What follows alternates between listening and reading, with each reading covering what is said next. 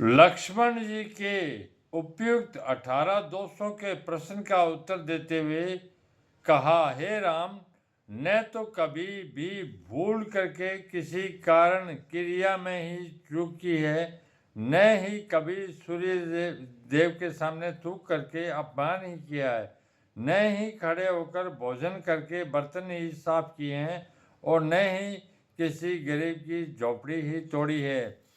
न तो मैंने ब्राह्मण को निमंत्रण देकर भूखा रखा, न ही मैंने कभी कोई कुमार का कच्चा घड़ा ही चुराया, न ही मैंने कभी किसी बाड़ी का फल बिना पूछे तोड़ा है, और न ही योगी का खप्पर ही फोड़ा है।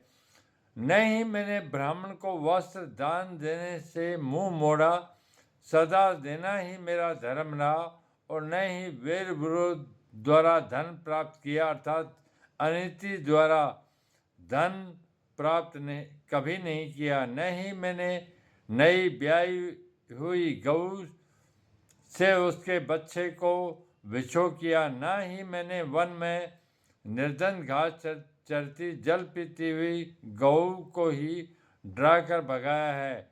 न तो मैंने पराई नारी का हरण किया, न ही मैंने कभी किसी सगे संबंधी को ही मारा, न ही मैंने किसी स्त्री को मारने के लिए उसके सिर पर घातक तलवार उठाई, न ही मैंने कभी चलते फिरते बात करते भोजन किया या दांतों की, न ही मैंने युद्ध भूमि में जाकर अपने स्वामी को धोखा देकर वापस भागा, और न ही मैंने कभी किसी से अपने बाहुबल से धन ही लूटा। हे राम, इन 18 दोषों में से मैंने एक भी दोष नहीं किया। लक्ष्मण को यदि शक्ति बाण लगने से मूर्छा आ जाती है, तो उस स्थिति में लक्ष्मण से भी अधिक दुख राम को होता है। इसलिए लक्ष्मण को तो कुछ भी विलाप नहीं करते, किंतु राम बहुत ही विलाप करते हुए दिखाई देते हैं।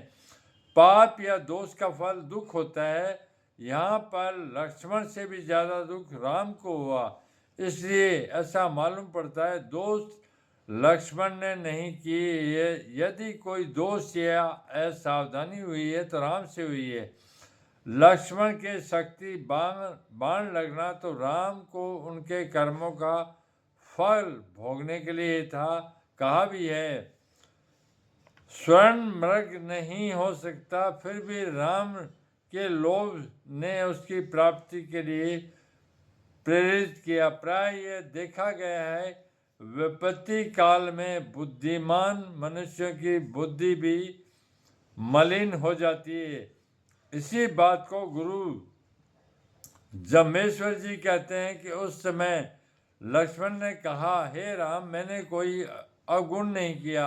हाँ, आपने तो पहला दोष ना समझी तो यह कि सोने का मर्ग नहीं हो सकता, परंतु आप इतनी सी बात नहीं समझ सके और उसे मारने के लिए दौड़ पड़े। तथा दूसरी भूल यह कि उस राक्षस की करुणामय पुकार को न तो आप समझ सके और न ही सीता ही मुझे सीता माता के कटु वचन कहे। मैं तो निर्दोष था, मुझे दोष रहित जन को आपने तथा सीता ने दोष दिया। मैं क्या करता?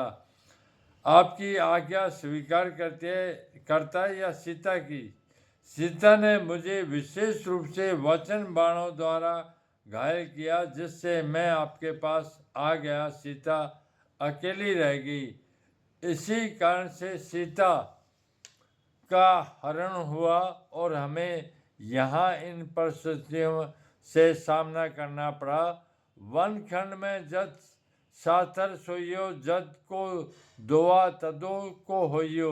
तथा सबसे बड़ा दोष तो हम लोगों का यह था कि वहाँ वन में हम निवास करते हुए, साथ में रहते हुए सचेत नहीं हो सके। हमें मालूम ही था कि यहाँ पर राक्षसों का भी साथ में निवास है तथा उनसे वैर भावी मोल ले चुके हैं।